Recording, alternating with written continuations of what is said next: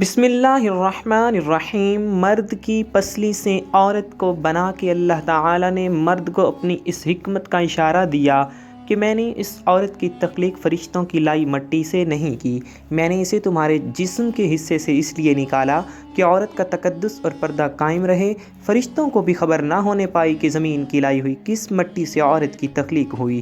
یعنی عورت کے تقدس کی حد تو دیکھیے کہ فرشتوں سے بھی اس کی بناوٹ کا پردہ لازمی قرار دیا گیا، اور پہلی عورت اس مرد کی پسلی سے نکلی جس کی وہ منکوحہ کہلائی۔ اب بات آتی ہے پسلی کی۔ عورت پسلی سے ہی کیوں نکلی؟ کیا ٹیڑھا پن وہیں سے ملا؟ نہیں، یہاں بھی حکمت سے خالی بات نہیں ہے۔ انسانی جسم میں دل اور بہت سے نازک حصے پسلی کے پیچھے چھپے ہوئے ہیں، یعنی پسلی ایک ڈھال ہے۔ ان نازک حصے کے لیے تو اللہ پاک نے عورت کو پسلی سے نکال کے یہ نہیں بتایا کہ عورت میں ٹیڑھا پن ہے، بلکہ اس عورت کو پسلی کی تخلیق کر کے یہ بات سمجھا دی کہ عورت وقت بڑھنے پہ ڈھال بھی بن سکتی ہے۔ حضور پاک صلی اللہ علیہ وآلہ وسلم صحابہ کی محفل میں جلوہ فرما تھے کہ ایک شخص حاضر ہوا اور عرض کرنے لگا، یا رسول اللہ صلی اللہ علیہ وآلہ وسلم، کوئی ایسا مومن بھی ہے جو جہنم میں رہے گا؟ حضور پاک صلی اللہ علیہ وآلہ وسلم فرمانے لگے، ہاں، ایک شخص ایسا ہوگا جو جہنم کی گہرائی میں 1000 سال رہے گا اور مسلسل اونچی آواز میں پکارتا رہے گا، یا حنان یا منان۔ ایک دن اس قدر اونچی آواز میں یا حنان یا منان کہے گا کہ حضرت جبرائیل علیہ السلام جہنم کے قریب سے گزرتے ہوئے اسے سن لیں گے۔ حضرت جبرائیل علیہ السلام حیران ہوں گے کہ یہ کیسی عجیب بات ہے کہ کوئی مسلسل یا حنان یا منان پکار رہا ہے۔ حضرت جبرائیل علیہ السلام عرش کے سامنے حاضر ہوں گے اور سر سجدے میں رکھ کر خدا کی تسبیح بیان کریں گے۔ اللہ فرمائے گا، اے جبرائیل علیہ السلام سر اٹھاؤ۔ جیسے ہی حضرت جبرائیل علیہ السلام سر اٹھائیں گے تو اللہ فرمائے گا کہ بتاؤ جبرائیل علیہ السلام کیا عجیب دیکھا آج تم نے؟ حضرت جبرائیل علیہ السلام عرض کریں گے کہ اے ہمارے رب، میں نے جہنم سے آتی ہوئی ایک آواز سنی ہے جو کہ گہرے گڑھے سے لگ رہی تھی، کوئی پکار رہا تھا یا حنان یا منان۔ اللہ فرمائے گا، اے جبرائیل علیہ السلام جہنم کی دورقہ مالک کے پاس جاؤ اور اس سے کہو کہ جو بندہ یا حنان یا منان کی صدا لگا رہا ہے اسے جہنم سے نکال کر تمہارے حوالے کر دے، پھر اسے میرے پاس لے آؤ۔ حضرت جبرائیل علیہ السلام جہنم کے دروازے پر تشریف لے جائیں گے، دروازے پر دستک دیں گے، مالک باہر آئیں گے۔ حضرت جبرائیل علیہ السلام انہیں اللہ پاک کا حکم سنائیں گے، حکم سن کر مالک جہنم کے اندر جائیں گے۔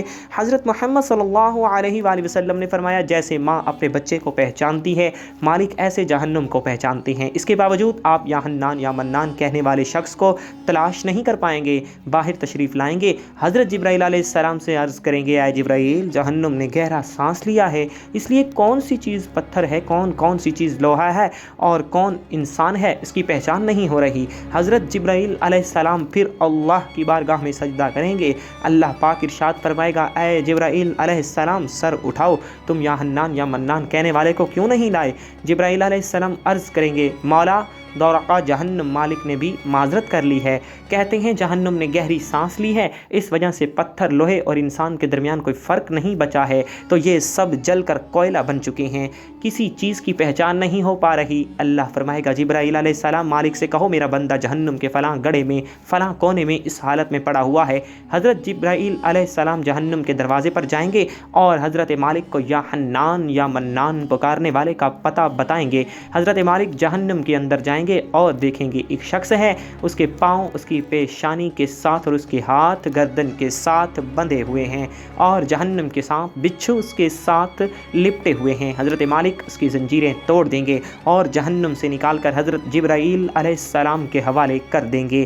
حضرت جبرائیل علیہ السلام اسے عرش الہی کے سامنے لے کر حاضر ہوں گے، سر سجدے میں رکھیں گے۔ اللہ پاک فرمائے گا، جبرائیل علیہ السلام سر اٹھاؤ۔ جبرائیل علیہ السلام سر اٹھائیں گے۔ اب اللہ پاک اس بندے سے فرمائے گا، اے بندے کیا میں نے تیری بہترین تخلیق نہیں کی تھی؟ کیا میں نے تیری طرف رسول نہیں بھیجے تھے؟ کیا میرے رسولوں نے تمہیں میری کتاب نہیں سنائی تھی؟ کیا میرے رسولوں نے تمہیں نیکی کا حکم نہیں دیا تھا؟ کیا تجھے برائی سے منع نہیں کیا تھا؟ وہ بندہ ساری باتوں کو مانے گا، اقرار کرے گا، یا اللہ تو نے میری بہت اعلیٰ تخلیق فرمائی، تیرے رسول بھی تشریف لائے اور انہوں نے تیرے احکام بھی سنائے۔ اللہ پاک فرمائے گا، فلاں فلاں گناہ کیوں کیا؟ وہ عرض کرے گا، یا اللہ میں نے اپنی جان پر ظلم کیا جس کی سزا میں جہنم میں ڈال دیا گیا۔ اے اللہ اس کے باوجود میری امید نہیں ٹوٹی، مجھے تیری رحمت سے امید تھی، میں یا حنان یا منان پکارتا رہا۔